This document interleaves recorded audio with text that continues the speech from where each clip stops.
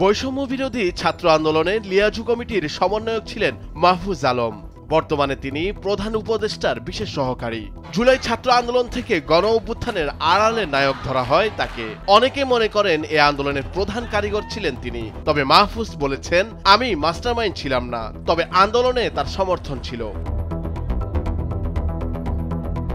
14 September রাতে সামাজিক যোগাযোগ মাধ্যম ফেসবুকে নিজের ভেরিফাইড আইডিতে দেয়া এক দীর্ঘ স্ট্যাটাসে একথা জানান তিনি। গত কয়েকদিন ধরে ফেসবুকে মাহফুজ আলমকে নিয়ে নানা ধরনের তথ্য ছড়াতে থাকে। ছাত্র শিবিরের রাজনীতির সঙ্গে যুক্ত থাকা কিংবা হিজবুত তাহরীরের প্রতি তার সমর্থন দেওয়ার গুজব ছড়াতে থাকে। মাহফুজ তার দীর্ঘ স্ট্যাটাসে এ বিষয়ে কথা বলেছেন। সাম্প্রতিক সময়ে আমার রাজনৈতিক মতাদর্শ নিয়ে যেসব বিষয় আলোচনা হচ্ছে তার জবাব এখানে রয়েছে। তিনি বলেন, আমি ঢাকা বিশ্ববিদ্যালয়ে ইসলামী ছাত্র শিবিরের সঙ্গে যুক্ত ছিলাম না। আমি আক্ষরিক অর্থে জামাত ইসলাম গ্রহণ করিনি এবং করি না। অতএব তামিরুল মিল্লাত বা ঢাবির অন্যান্য শিবির সঙ্গীদের মতো লাভ বা সুবিধাবঞ্চিত হয়নি, কিন্তু ক্যাম্পাসে ইসলামোফোবিয়া আর শিবির ট্যাগিংয়ের মুখোমুখি হতে হলো। আমার বিরুদ্ধে একটা ক্যাম্পেইন চলছে, বিশেষ করে ভারতীয় মিডিয়া এবং বিএএল এর প্রোপাগান্ডা সেলে। আমি নাকি হিজবুত তাহরীর, ইসলামবাদী বা মিলিটারি রাজনীতির সঙ্গে জড়িত ছিলাম, বিশেষ করে হিজবুত তাহরীরের সঙ্গে, অথচ আমি ছিলামই না।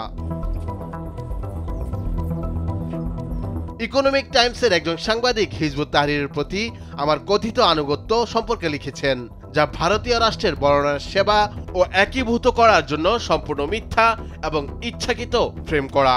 আমি হিজবুত তাহরীর এবং অন্য অগণতান্ত্রিক দলের মতাদর্শের বিরুদ্ধে ছিলাম এবং এখনো আছি।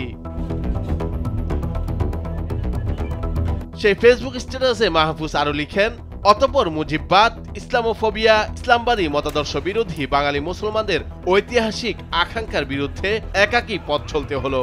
পরে আমি সাংস্কৃতিক সক্রিয়তা এবং রাজনৈতিক গবেষণাবিদদের সঙ্গে জড়িত, যা জুলাই আগস্টের উত্থানে আমার রাজনৈতিক এবং বুদ্ধিভিত্তিক ভূমিকার পথ সুগম করে।